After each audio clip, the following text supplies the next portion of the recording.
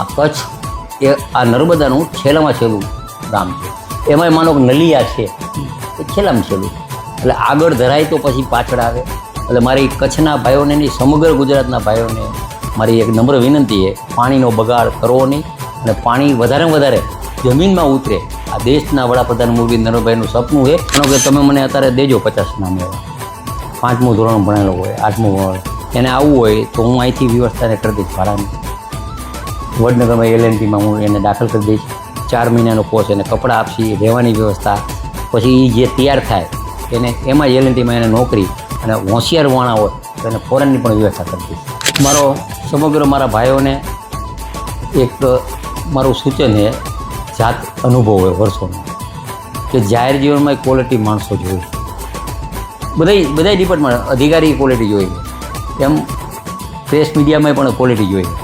તો જે જાહેર જીવનમાં આવ્યા પછી કોઈ પણ પરવાર કર્યા વિના, ટાઈમ જોયા વિના વધારે જો તમે કામ કરીને નિષ્ઠાથી કામ કરશો તો તમને 100% ઉપરવાળો પણ ન્યાય આપશે અને મતદારો પણ ન્યાય આપશે.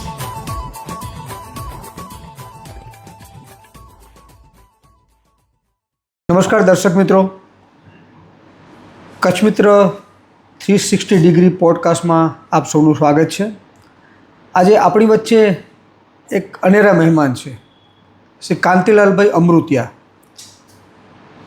કાનાભાઈના હુલામણા નામે ઓળખાતા કાંતિભાઈનો પરિચય કદાચ રાજકારણીઓને આપવાની જરૂર ન હોય, કેમ કે મોરબી વિધાનસભા બેઠકમાં 7 મુદ્દતથી લગાતાર ચૂંટાતા આવ્યા છે, અને આજે કચ્છના પ્રભારી મંત્રી તરીકે અષાઢી બીજની સાંજે કચ્છનો જે કાર્નિવલ યોજાયો એના ઉદ્ઘાટન માટે આવ્યા, અને કચ્છ મિત્રએ એમની સાથે વાતચીત કરવાની તક ઝડપી લીધી. કાંતિભાઈ, આપનું કચ્છ મિત્ર પોડકાસ્ટમાં સ્વાગત છે.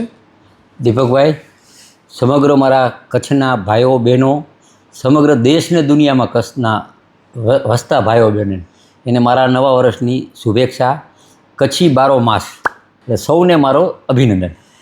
કાંતિભાઈ, મારો પહેલો સવાલ એ છે કે આપ મોરબી વિધાનસભા બેઠકના ધારાસભ્ય છો, અને કચ્છ અને મોરબીનો સંબંધ ઘણો જૂનો છે, રાજાશાહી વખતનો સંબંધ છે. અને આજે લોકતંત્રમાં યોગાનુયોગ એવો છે કે મોરબી ક્ષેત્ર છે એ કચ્છના સંસદીય વિસ્તારમાં આવે છે, અને અત્યારે પરિસ્થિતિ એવી છે કે કાંતિભાઈ મોરબીના ધારાસભ્ય કચ્છના પ્રભારી મંત્રી તરીકે છે, અને કચ્છની સર્વાંગી જે જવાબદારી નિભાવી રહ્યા છે.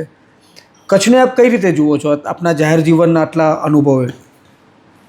પહેલાં તો દીપકભાઈ, હું તમારો આભાર માનું કે આજે નવા વર્ષમાં તમે જે બોલાવી, અને જે મારા જે અનુભવ એટલે કેવા, તેજી મંદી બે, ખરાબ સમય હોય, સારો સમય હોય તોય દાંત કાઢતા હોય.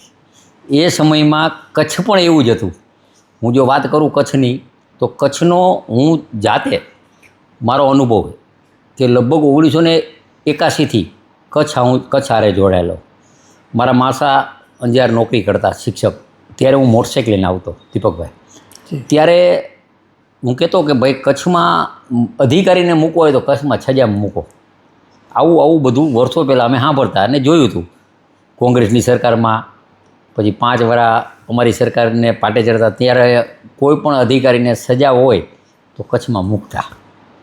આખું બદલી થઈ ગયું 2 વિભાગમાં. મારા જાહેર જીવનના 42 વર્ષમાં 15 વર્ષ પહેલાંનું જાહેર જીવન કચ્છ અને 25 વર્ષનું કચ્છ, એમાં ઘણો હાથી ઘોડાનો ફેર છે. હું દીપકભાઈ તમને કહું કે અમારા અર્જુનભાઈ અત્યારે આગેવાન છે, બાપભાઈ, નીમાબેન છે, પછી એન્કરવાળા ધીરુભાઈ હતા, એન્કરવાળા, આ બધા મારા જૂના મિત્ર. અને એન્કરવાળા ત્યારે અહીંથી પશુ નીકળે, એટલે મારું ગામ બરાબર હાઈવેથી ટચમાં, એટલે ત્યારે અમે અહીંયા આ બધા કેમ્પ લઈને આવે, ત્યારે અમે અહીંયાથી અમારા ગામમાં પાણી વાળીને બધું ખરું, એટલે અમે 8-10 ટ્રેક્ટર ઘાસ અને પશુને ખવડાવવા આવી. ત્યાં હાંડિયા હોય, નાના છોકરાઓ હોય, ત્યાં અમને એમ થતું, ત્યાં અમે શું કહેતા, અમને આહુડા આવતા કે કચ્છના પરિવારના મૂકી અને લગભગ પશુ લઈને, માણસો લઈને જાય, પીવાની પાણી વ્યવસ્થા નહીં. બીજું એથી વિશે કચ્છમાં વર્ષો પહેલાં જે નીકળી ગયા એ ઉદ્યોગની દ્રષ્ટિએ તો એને પણ હું અભિનંદન દઉં કે જ્યાં જાઓ એ માનો જ્યાં જાઓ એ કચ્છમાં પટેલની લાઠી હોય, જેમ અમારે મોરબીની ટાઈલ્સની હોય. પછી હમણાં જ હું બોમ્બે ગયો હતો મારું ઓપરેશન, ત્યારે કચ્છના મને 25-30 જણા મને મળવા આવ્યા હતા. કાપડનું મોટામાં મોટું કચ્છમાં બોમ્બેનું કચ્છનું સામ્રાજ્ય, એ લોકોને પણ કચ્છ પાછું આવવું. મને કીધું એક જીઆઈડીસી સારી બનાવી દો ગાંધીધામની આજુબાજુમાં. અમે માદરે વતન પાછા આવી અને આવીને તરત જ મેં મુખ્યમંત્રીને કાગળ લખ્યો અને મારી કેબિનેટમાં ચર્ચા કરી. કચ્છનું ડેવલપમેન્ટ છે એથી વધારે કરવા માટે એક હોજિયારી જીઆઈડીસી આપણે બનાવી. એટલે આ જે ગાળો છે એ ગાળો 25-30 વર્ષથી નાનાએ જોયો નથી કચ્છનો, અને 30 વર્ષથી મોટાએ જોયો છે. એટલે મારા સર્વે ભાઈઓ અને બહેનોને જે 30 વર્ષથી નાના છે એ જે ડેવલપમેન્ટ છે, વિકાસ છે, ઉદ્યોગનો વિકાસ છે, રસ્તાનો વિકાસ છે, પાણીનો વિકાસ છે, નો ડાઉટ કે ગુજરાતનો કોઈ પણ જિલ્લો હશે એ મોટામાં મોટો જિલ્લો છે, એથી પણ 3 ગણો જિલ્લો કચ્છનો હશે. એટલે સરકારની વ્યવસ્થામાં થોડી ઘણી ખામી છે, સ્વીકારવું મંત્રી તરીકે, પણ એને પૂરી કરવા માટેના પણ અમારા પ્રયત્નો હશે. કાંતિભાઈ, કચ્છનો તમે જે વિકાસની વાત કરી, આજે આજથી 25 વર્ષ પહેલાંનું કચ્છ અને આજનું કચ્છ, આજે કચ્છમાં અપાર ઉદ્યોગો છે, 2 મહાબંદરો ધમધમે છે અને વિકાસ માટે એમ કહેવાય છે કે સ્કાય ઇઝ ધ લિમિટ. આવો વિકાસ કઈ રીતે શક્ય બનો? એના માટે ધરતીકંપને તમે જવાબદાર માનો છો કે કચ્છીઓનો જો પુરુષાર્થ એને જવાબદાર માનો છો કે બીજા કોઈ રાજકીય પરિબળ કે એમની દ્રષ્ટિ એને કારણભૂત માનો છો? તો ભૂકંપ ભગવાનના હાથમાં છે. ઘણો બધો ભૂકંપ જે અમે તો નજરે જોયું, મોરબીનો એનો 50% નુકસાન હતું. ભૂકંપ જ્યારે આવ્યો હોય ભચેવું તો હાવ પડી ગયું હતું. ત્યારે હું કુદરતી ધારાસભ્ય હતો. મને દીપકભાઈ કુદરતી હોજી હું મોરબી દવાખાના ઊભો રહી ગયો. ગાડીની વ્યવસ્થા, પૈસાની વ્યવસ્થા, આ તે અહીંથી કચ્છના આવ્યો હોય, બીજેથી આવ્યો, બધા આવ્યો હોય આજુબાજુના, સીધા અહીંયા અમદાવાદ મોરબી આવતા હોસ્પિટલમાં ડૉક્ટરો રાખી લીધા હતા. કોઈ ત્યારે તો વ્યવસ્થા નહોતી કાંઈ ટેલિફોનની વ્યવસ્થા, એમને કોઈ બીજા લઈ આવ્યા હોય. અને અહીંયા અમે સાંજ સુધીમાં બધાઈને પૈસાની વ્યવસ્થા, દવાની વ્યવસ્થા, અમદાવાદ જવું તો એને એ રીતે વ્યવસ્થા કરી અને ખૂબ અમે પછી ત્યારે હું પહેલીવાર અમારા આ દેશના વડાપ્રધાન મોરબી નરેન્દ્રભાઈ ત્યારે મહામંત્રી હતા. એટલે મારે એમના જૂનો નાતો 79 હોનારતનો સંઘના સભ્ય. ત્યારે પણ અમે ગાડી લઈ અને 2 દિવસ કચ્છમાં આવ્યા હતા. 2 દિવસ પછી મોરબી એક દી આવ્યા હતા. એટલે ત્યારે આપણને એમ હતું કચ્છ ઊભું થશે જ નહીં. આ કચ્છના તમામ વડીલોએ મનોમનથી ભાંગી ગયા હતા કચ્છ ઊભું નહીં થાય. પણ કચ્છની ધરતી, કચ્છના માણા અને રાજકીય રીતે હૂજવાળા નરેન્દ્રભાઈ, એ સૂજવાળા આ ત્રણેય ભેગું થઈ અને કચ્છનું જે ડેવલપમેન્ટ થયું હોય એ હજી તો હું કચ્છને બહુ મોટું ભવિષ્યમાં ડેવલપમેન્ટ દેખું. કે કચ્છમાં આટલી જમીન છે ને એવી જમીન ક્યાંય છે જ નહીં. અમારે મોરબી છે તો 5 વીઘાનો ખાતેદાર, 10 વીઘાનો ખાતેદાર, 15 વીઘાનો ખાતેદાર, 50 વીઘાનો ખાતેદાર તો મોટામાં મોટો. આમાં તો લાગડ 20 એકર, પછી એકર, 50 એકર, 200 એકર, 500 એકર આ કચ્છની ધરતી છે. હવે કચ્છની જરૂરિયાત છે એ આ દેશના વડાપ્રધાન મોરબી નરેન્દ્રભાઈના મગજમાં બેસી ગયું ને હજી તો વડાપ્રધાન છે તો એના મગજમાં છે જ. કાંતિભાઈ, તમે બહુ સરસ વાત કરી કચ્છના વિકાસની, અને ઈશ્વર કૃપાએ છેલ્લા 10-12 વર્ષથી કચ્છમાં બહુ ભરપૂર વરસાદ થયો. કારણ કે વિકાસની, ઔદ્યોગિક વિકાસની પ્રક્રિયા શરૂ થઈ, સાથે સારો વરસાદ પણ થયો. પણ આ વખતે વરસાદની ખેંચ છે અને આપ જાણો છો કે ગુજરાતમાં ઘણી જગ્યાએ વરસાદ ખૂબ પડ્યો. સૌરાષ્ટ્રમાં અનરાધાર વરસાદ પડ્યો, અતિવૃષ્ટિ જેટલો એક સાથે. પણ કચ્છ આજે વરસાદને ઝંખે છે અને ઘાસચારાની એક સમસ્યા છે પશુઓ માટે. એના વિશે પ્રભારી મંત્રી તરીકે આપનું શું આયોજન છે? દીપકભાઈ, ગઈ કેબિનેટમાં, જોકે અઠવાડિયાથી પ્રોસીજર ચાલે, ગઈ કેબિનેટમાં હું અને ત્રિકમભાઈ અમારા મંત્રીશ્રી અહીંના અને મારા પ્રભારી, હું અહીંનો પ્રભારી, કાલે ગઈ કેબિનેટમાં બધી ચર્ચા કરી. કચ્છને અમે બધાએ કલેક્ટરને પાવર આપી દીધા. આજે અમારે કલેક્ટર સાથે મિટિંગે થઈ ગઈ અને કચ્છમાં જેટલું ઘાસ પડ્યું હોય એટલું અમે વિતરણ ચાલુ કરી દઈ. બને ત્યાં ડેરીવાળાને સૂચના આપશી, થોડો ઘણો એ પણ સબસિડી આપે અને કઈ રીતે ઘાસની વ્યવસ્થા થાય એના માટે લગભગ 2 દિવસમાં અમે એનો નિર્ણય લઈ અને વિતરણ કરી દઈશું. એટલે ઘાસનો પ્રશ્ન કદાચ આ રીતે ઉકેલાઈ જશે અને આપણે તો ઈશ્વરને મા આશાપૂર્વક પ્રાર્થના કરીએ કે એટલો વરસાદ પડે બાકીના ચોમાસામાં કે કદાચ જરૂર પણ ન પડે. પણ ઘાસની સાથે એક કાંતિભાઈ એક પ્રશ્ન છે પાણીનો. અને પાણી અત્યારે કચ્છ ઓલમોસ્ટ નર્મદા આધારિત છે અને ભૂગર્ભ જળ ક્યાંક પાણી અંજાર સાઈડ છે કે જ્યાં જમીનમાં પાણી છે ત્યાંથી પાણી ઉલેચીને નગરપાલિકા કે ગ્રામ પંચાયત વિતરણ થતું હશે, પણ એક નર્મદાનો આધારમાં એક વધારાનું પાણીની યોજના. આપ જાણો છો કે નર્મદાનું જે પાણી ચોમાસામાં જે દરિયામાં વહી જાય છે એમાંથી 1 મિલિયન એકર ફૂટ પાણી કચ્છને ફાળવવામાં આવ્યું છે, અને એ પાણી પાઇપલાઇન વાટે કચ્છના તમામ જળાશયો ભરવા માટે છે. અને કચ્છના હું એમ માન્યું છું કે અને કચ્છ રાહ જુએ છે કે જ્યારે કચ્છના જળાશયો નર્મદાના નીરથી છલકાઈ જશે ત્યારે કદાચ વરસાદની અવલંબનતા પણ ઓછી થઈ જશે. મારો આપને પ્રશ્ન એ છે કે અત્યારે પાણીના જે કામો ચાલે છે વધારાના, એમાં બહુ ધીમી ગતિએ, મંથર ગતિએ ક્યાંક ચાલે છે. એને ઝડપ લેવા માટે આપ શું પ્રયત્ન કરશો? કચ્છમાં 4 દિવસ પહેલાં અમારા મેમ્બર સેક્રેટરીએ ભગદેવ સાહેબ વાત થઈ. 2 દી પહેલાં બોલાવીને કચ્છનું આખું એનું પ્લાનિંગ જોયું, ક્યાં પાણી ઓછું મળે, ક્યાંથી સ્થાનિક સોર્સ છે. આ દેશના વડાપ્રધાન મોરબી નરેન્દ્રભાઈ અને અમારા પાટીલ સાહેબ એ કચ્છને નહીં પણ સમગ્ર ગુજરાતને, સમગ્ર ભારતને પાણી અંદર કેમ ઉતારવું. નર્મદાનું પાણી આવે 100%, હું પહોંચે છે, પણ અમુક કિલોમીટરથી પાછળ હોય તો પહોંચે નહીં. માનો કે મારા મોરબીમાં ઢાકીથી પાણી આવે 150 કિલોમીટર પાછળ પાણી છેલ્લેથી આવે. એવું અહીંયા પણ કચ્છમાં ઘણા બધા વિસ્તારમાં બધો અભ્યાસ કર્યો. તો એના માટે સ્થાનિક યોજના લઈ અને કઈ રીતે ઉતારવું. ચોમાસાનું પાણીના તળાવ ઊંડા થાય, તળાવ મોટા થાય, ક્યાંય દરિયામાં પાણી જોઈએ તો રોકી અને બોરમાં ઉતરે, અને બોરનું જે પાણી છે એ ઉપર કેમ આવે. અત્યારે મેં સર્વે કર્યો, 600 ફૂટ 650 ફૂટ છે ઊંડા પાણી. બરાબર. એટલે પાણી અમુક જગ્યાએ મીઠા છે કચ્છમાં. ત્યાં સોર્સ કઈ રીતે વધે, સરકારમાંથી કઈ રીતે યોજના નવી નવી મંજૂર થાય. પણ સાથોસાથ એક મારી નમ્ર વિનંતી છે તમામ મારા ભાઈઓ અને બહેનોને કે મેં હમણાં કીધું 35 વર્ષથી જે ભાઈઓ નાના એને ખબર નથી. દીપકભાઈ, આપણે અત્યારે આપણા ઘરે હોય 4-5 માળના બિલ્ડિંગમાં રહેતા હોય, સંયુક્ત મોટર હોય અને ટાંકો ખાલી જાય, મોટર બગડી ગઈ હોય, અને પછી આપણે તો માનો કે ગમે એમ કરીને પાણી ડોલ ભરીને ભરી આવી, પણ આપણા દીકરા કે દીકરાની બહુ ડોલ ભરીને નાય નહીં. કષ્ટી ભોગવવી જોઈએ. સમય ઘણીવાર હું જોઉં, ઘણીવાર દીપકભાઈ, મારો આ જાત અનુભવ છે કે એક સોસાયટી હોય, એમાં આગળ પાણી આવતું હોય, એ ઓટા ધોવે, મોટરસાઇકલ ધોવે, ગાડી ધોવે, અને વાંહે બજારે જોતા હોય. એટલે સમગ્ર વિસ્તારને મારે એક આહવાન છે કે આગળ રહેતા હોય એ પાણીનો બગાડ કરવો ન જોઈએ, વાંહેલાવાળાની ઉપાધિ કરવી જોઈએ. ભાઈ, વાંહેલાવાળાને પાણી ન મળે ને ગામમાં ઘરે માનો કોક ચોરી કરવા તો એ વાંહેલા ઘરેથી આવે. ભાઈ, એટલે વાંહેલા ઘરની ઉપાધિ આપણે કરવી જોઈએ. સોસાયટી હોય, ગામ હોય અને વિસ્તાર હોય, તો આ કચ્છ એ આ નર્મદાનું છેલ્લામાં છેલ્લું ગામ છે.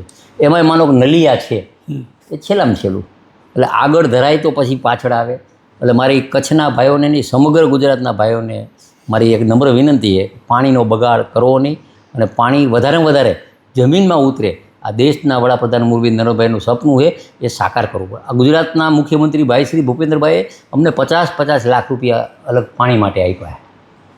પહેલાં દીપકભાઈ, આપણે રાજાશાહી વખતમાં તળાવમાં કૂવા હતા, ચીચીને ભરતા.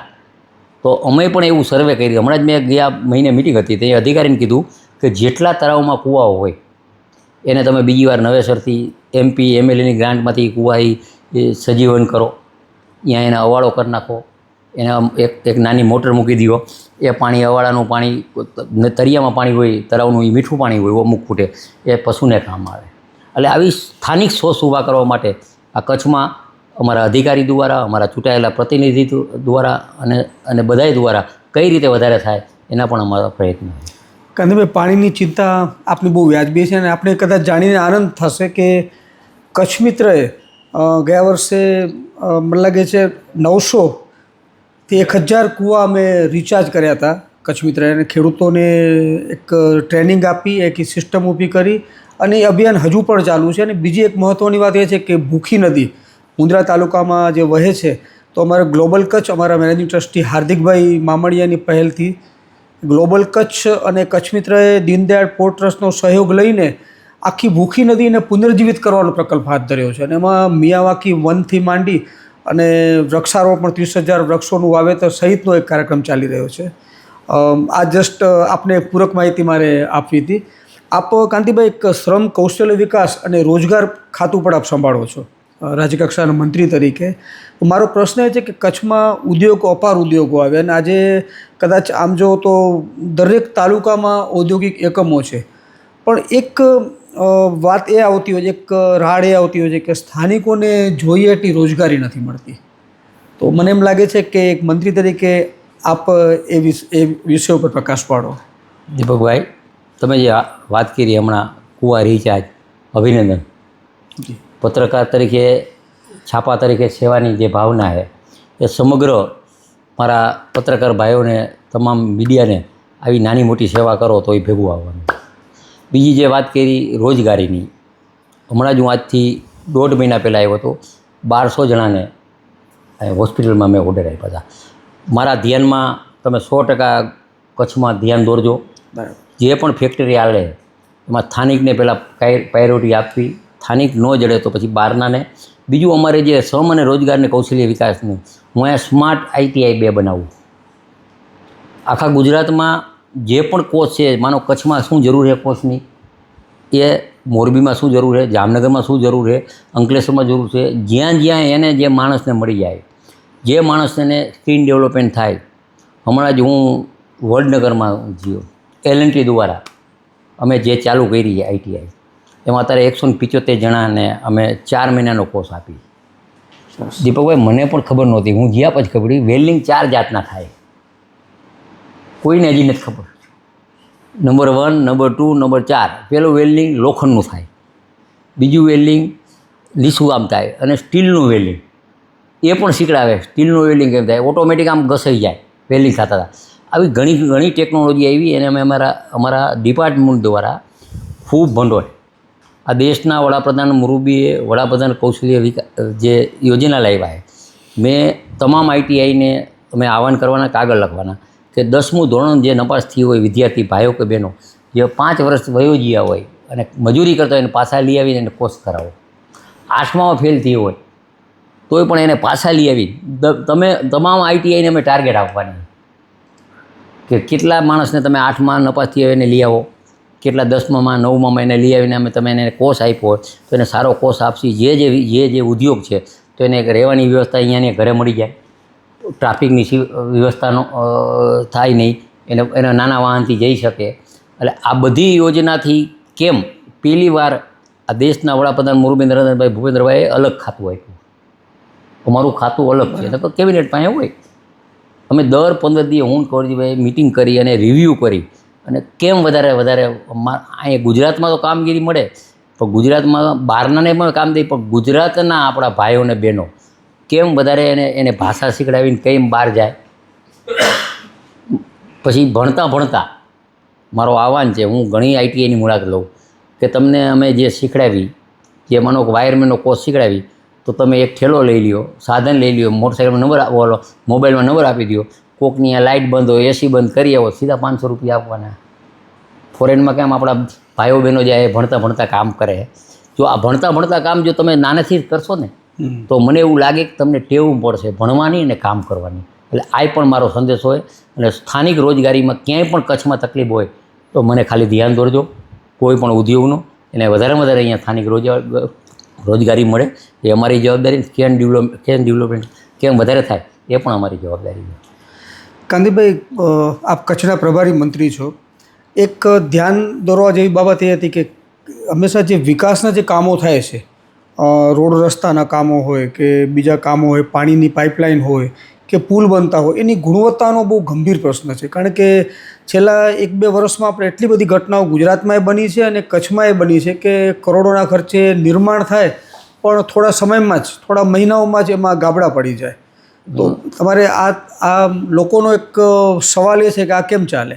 દીપકભાઈ, મારા જાહેર જીવનમાં 1985માં વિરોધ પક્ષનો નેતા હતો.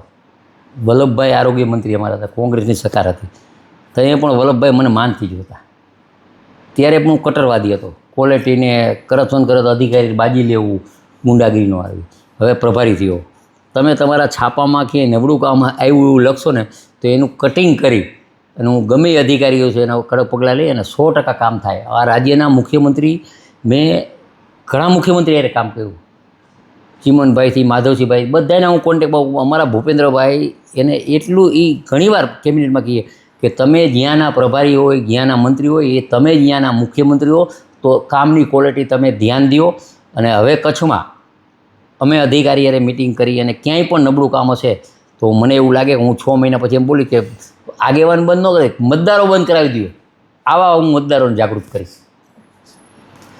અને કચ્છનો એક બીજો ગંભીર પ્રશ્ન છે શિક્ષકોનો અભાવ. કારણ કે આપ જાણો છો કે હમણાં જ પ્રવેશોત્સવ ઉજવવાનો આખા ગુજરાતમાં, અને સરકારની દ્રષ્ટિ અને નીતિ બહુ સારી છે કે વધુમાં વધુ વિદ્યાર્થીઓ ભણે, શિક્ષણ એનું પૂરું કરે અને ડ્રોપઆઉટ રેશિયો એકદમ ઓછો થાય. પણ કચ્છની સમસ્યા એ છે કે કચ્છ બહુ મોટા વિસ્તારમાં ફેલાયેલો જિલ્લો છે, ગામડાઓ વચ્ચે અંતર ઘણું, અને ઘણી શાળાઓ એવી છે કે બાળકોની સંખ્યા એમાં ઓછી હોય અને ગામનું અંતર દૂર હોવાથી શિક્ષકે ત્યાં સ્થાનિક રહેવું પડે. સાહેબ, પ્રશ્ન એ છે કે શિક્ષકોની ભરતી કચ્છમાં થાય છે સરકાર, અને છેલ્લે ભૂપેન્દ્રભાઈ થોડાક સમય પહેલાં કચ્છમાં આવ્યા હતા ત્યારે અમે પણ આ સવાલ કર્યો હતો. યોજના થાય, ભરતી થાય, પણ કચ્છમાં નિમણૂક પામ્યા પછી શિક્ષકો થોડા મહિનાઓમાં બદલી કરાવીને પાછા પોતાનું વતન ચાલ્યા જાય છે. આ ગંભીર સમસ્યાનો ઉકેલ આવે એવું કચ્છવાસીઓ ઈચ્છે છે. હું કાલે મારી મિટિંગ છે અધિકારી હારે, ડીડીઓ હારે, બેયને કલેક્ટર હારે. આખા કચ્છમાં કેટલી શિક્ષકોની ખાત છે અત્યારે ટાઈમ પરી મેં આજથી આ રાજ્યના મુખ્યમંત્રી હતા શાળા પ્રવેશ ચાલુ કર્યો 2003માં. પછી ત્યારે અમારી મિટિંગ હતી. મિટિંગ પછી મેં મારા વિસ્તારમાં સર્વે કર્યું હતું કે શિક્ષકો કેટલા ખાલી. 85 શિક્ષકો હતા. ત્યારે મેં મનોમનમાં 85 શિક્ષકો ભરતા તો વાર લાગશે, સરકારમાં એની પ્રોસિજર કરતા તો વાર લાગે. ત્યારે મેં નક્કી કર્યું કે 33% હું આપું, 33% શિક્ષક એ આપે. શિક્ષકની ભાવના હતી અને 33% ગામ આપે. એ અમે શિક્ષક ભરતા અત્યારે મોરબી માળિયામાં ક્યાંય પણ ખાત નથી, હોય તો એ શિક્ષકો કરી લઈએ. એવી રીતે હું પણ મારા કચ્છના તમામ આગેવાનો બેસી પહેલાં હું અધિકારી બેલો કેટલી ખાત છે. પછી એવું લાગે કે નાના ગામમાં કોઈ ખાત હોય તો પહેલાં બીજા ધોરણમાં ગામની દીકરી હોય, ગ્રેજ્યુએટ હોય, લગ્ન થયા હોય, તેને આપણે થોડાક પૈસા દઈ અને એ ભણાવવા આવે. એવી રીતે 100% લોક ભાગીદારીથી નહીં થાય ત્યાં સુધી 100% ભરવાના પ્રયત્ન હશે. પ્રોસીજ ભર્યા પછી માનો હાજર ન થાય, વખતે પછી બીજે વયા જાય, એવું જે હશે એનું કાઢીને જે પણ હશે જેટલી ખાત હશે એને કઈ રીતે વહેલામાં વહેલી તકે સરકારમાંથી ભરાય, અને સરકારમાંથી ન ભરાય તો એ વિકલ્પ વ્યવસ્થા કરવાના પણ અમે પ્રયત્ન કરશું. કાંતિભાઈ, અમારું કચ્છનું એક સૂચન એવું છે, અને ઘણી વખત અમે કચ્છ મિત્રમાં અવારનવાર લખ્યું છે અને વિવિધ સ્તરે રજૂઆત પણ કરી છે કે એવા ઘણા યુવાનો છે જે સ્નાતક છે, અનુસ્નાતક છે અને કચ્છના જ છે, કદાચ જે તે ગામમાં પણ તમને એવા મળી રહે, તો એવા લાયક ઉમેદવારોને ભરતી કરી, કદાચ સરકારના ધોરણમાં નહીં આવતું હોય જાતનું, પણ કચ્છ એક વિશિષ્ટ પ્રદેશ છે. આપ જાણો છો કે એક સમયે કચ્છ અલગ રાજ્ય તરીકે કચ્છ હતું. તો જે શિક્ષકોનો પ્રશ્ન જે અહીંયાથી ભાગી જવાનો ક્રમ છે એ તોડવા માટે એક એવી અપીલ છે સરકારને કે સ્થાનિક એવા લાયક ઉમેદવારોની ભરતી કરી અને કચ્છમાં એને રોજગારી મળે એમને, અને બાળકોને સારા શિક્ષક પણ મળશે. એવું આપ મુખ્યમંત્રીને પણ એવી રજૂઆત કરી શકો. કેબિનેટમાં ચર્ચા કરીશ. બીજું જે તમે વાત કરી, માનો શિક્ષક સિવાયની વાત, માનો કે તમે મને અત્યારે દેજો 50 નામ એવા, 5મું ધોરણ ભણેલો હોય, 8મું ભણેલો, એને આવવું હોય તો હું અહીંથી વ્યવસ્થાને કરી દઈશ ભાડાની. વડનગરમાં LNTમાં હું એને દાખલ કરી દઈશ. 4 મહિનાનો કોર્સ, એને કપડાં આપશી, રહેવાની વ્યવસ્થા. પછી એ જે તૈયાર થાય એને એમાં LNTમાં એને નોકરી, અને હોશિયાર વાણા હોય તો એને ફોરેનની પણ વ્યવસ્થા કરી દઈશ. 50 જણા મને દેજો, 4 મહિનાનો કોર્સ છે, અને સીધા એ કોર્સ પૂરો કરે એટલે સીધા એ 20 થી 25 હજારનો પગાર થઈ જાય. નામ સાથે ટેલિફોન નંબર દેજો એટલે હું અહીંથી મારા આગેવાન દ્વારા વાહનની વ્યવસ્થા, મારા અહીંના ITIના અધિકારી જશે એ એને મૂકી આપશે. સરસ. કાંતિભાઈ, અત્યારે ટેકનોલોજીનો જમાનો છે અને આપણે જાણીએ છીએ કે રાજ્ય સરકાર અને કેન્દ્ર સરકારની વિવિધ યોજનાઓ બધી એની પ્રક્રિયા ઓનલાઈન થતી જાય છે. પણ એક કચ્છ ગ્રામીણ પ્રદેશ છે અને એક સમસ્યા એ હોય છે કે અહીં શિક્ષણનો અભાવ છે.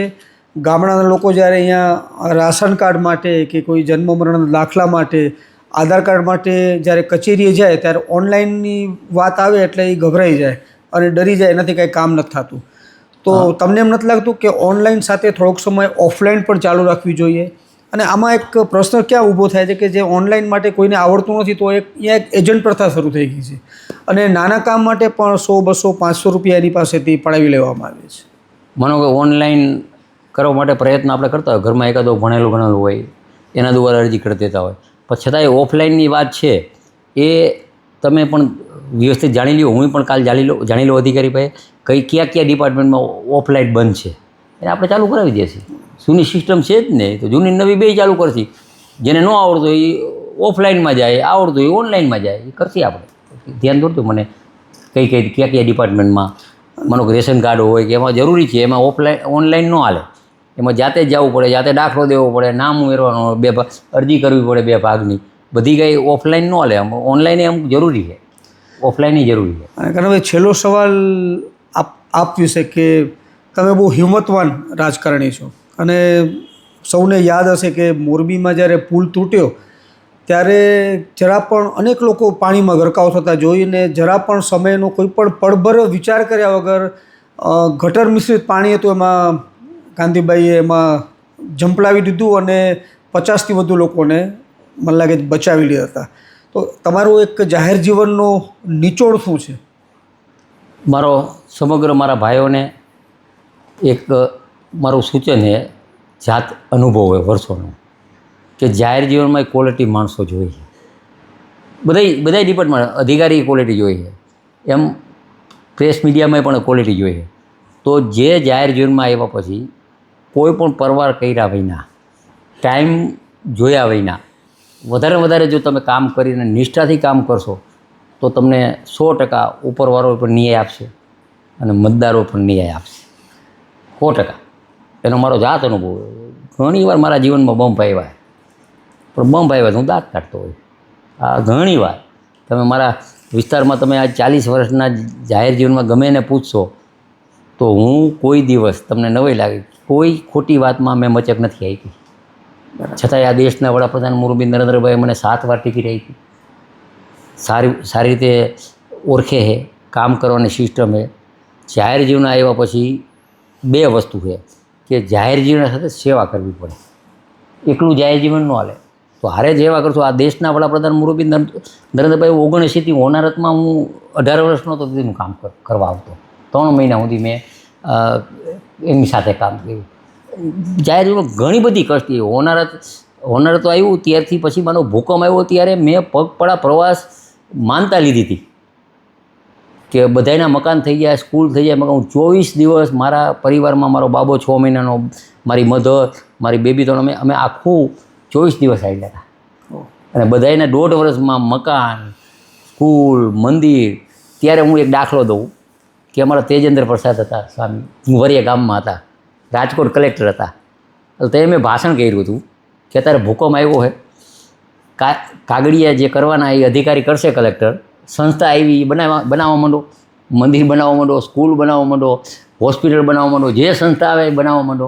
એ બનાવવાના પૂરા અમને કામે શું છે કલેક્ટરને? હવે એ કાગળિયા કરવા જઈશ તો સંસ્થા વહી જાય. આજે હું કોઈ પણ વસ્તુ સરકારની પ્રોસિજર હોય એની જમીનની માંગણી કરો, એની પ્રોસિજર કરતાં વાર લાગે. તો એ બધું કરતાં 6 મહિના કે 12 મહિના થાય ત્યાં સંસ્થા વહી જાય. એટલે સંસ્થાને આહ્વાન કરી અને ત્યારે આ કચ્છમાં જે ડેવલપમેન્ટ થયું, આ સરકારની મોટી નીતિ હતી કે તાત્કાલિક જે સંસ્થા આવે એ કામ કરે. કાંતિભાઈ અમૃતિયા સાથે બહુ આપણે નિખાલસ ચર્ચા કરી અને એમણે એકદમ સ્પષ્ટ જે એમનો સ્વભાવ છે, યસ ઓર નો, કે તળ અને ફળ કરવાનો, એ રીતે એમણે જવાબો આપ્યા. આપણે અપેક્ષા એમની પાસે રાખીએ કારણ કે કચ્છના પ્રભારી મંત્રી છે કે કચ્છના જે પણ પ્રશ્નો છે એમાં અંગત રસ લઈ અને એનો નિવેડો આવે એવા પ્રયાસ કરે. કાંતિભાઈ, આપનો ખૂબ ખૂબ આભાર. દીપકભાઈ, તમે છેલ્લે મુદ્દો કીધો, કચ્છમાં દર 20 દિવસ હું આવીશ, દર મહિને મિટિંગ અધિકારીને લઈશ. કચ્છના જે પ્રશ્ન છે અમારા કચ્છના આગેવાનો સાથે રહી અને સરકારમાંથી કેમ વધારે જરૂર છે. મારા મગજમાં એક છે કે માનો કે ધારાસભ્યને ગ્રાન્ટ મળતી હોય, કોઈ જોબ નંબરના પૈસા મળતા હોય, કોઈ નોન પ્લાનના રોડના મળતા હોય, કોઈ પ્લાનના મળતા હોય કોઈ, તો એ બીજા જિલ્લામાં આપણો જિલ્લો મોટો હોય, બહુ મોટો. હવે એટલા જ પૈસા મળે તો જિલ્લાનો વિકાસ ન થાય. એ પણ મેં અમારા આગેવાનો સાથે મળીને એકવાર અમે મુખ્યમંત્રીને મળી અને કચ્છમાં જે વધારે જરૂરિયાત છે, માનો પાણીની યોજના તો એમાંય પૈસા ડબલ જોઈએ. બીજા હવે એક ગામથી બીજા ગામ 1.5 કિલોમીટર હોય, 2 કિલોમીટર, આ તો 8-8 કિલોમીટર હોય. એક સીટમાં 700-600 ગામ હોય ધારાસભાને.